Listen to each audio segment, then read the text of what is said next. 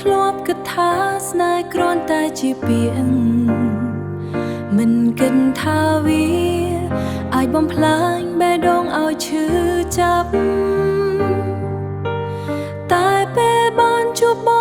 ងនៅថ្ងៃមួយមិនរំពឹងគ្រប់វិនាទីคล้ายជាអ្វីដែលមានន័យ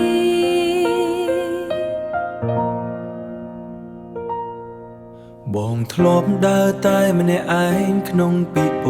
ងឹតគ្មាននរណាម្នាក់ឲ្យបេះដូងបានស្ងប់ចិត្តតែពេលអូនចូលមកបំភ្លឺគ្រប់អ្វីជីវិតដែលស្ងប់ស្ងាត់คล้ายជាស្រស់ស្អាតវិញមិនសូវយល់ថាហេតុអ្វីស្រឡាញ់បែបនេះតែដឹងតែមួយអូនបងមិនចង់បាត់គ្នាទេពេលដែលមានន័យគឺពេលដែលមានអូនគ្រប់វិនាទីខ្លាចជាក្តីស្រមៃដែលមិនចង់ភ្លេចបើថ្ងៃណាមួយពិភពលោកផ្លាំងប្ដូរសុំកុំឲ្យបេះដូងយើងផ្លាស់ប្ដូរតាមវា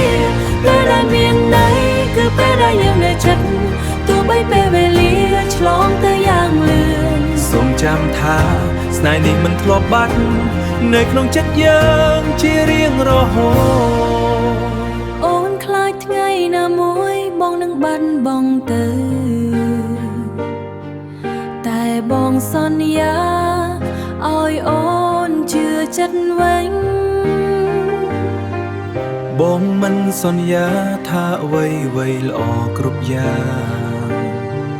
បងមិនសន្យាថាអ្វីៗល្អគ្រប់យ៉ាង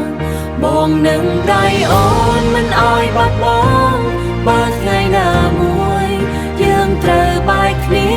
សូមឲ្យអនុស្សាវរីយ៍នៅតែរស់ក្នុងចិត្តពេលដែលមានន័យនឹងមិនបាត់បង់ទៅលាក៏មិនអាចលុបបាន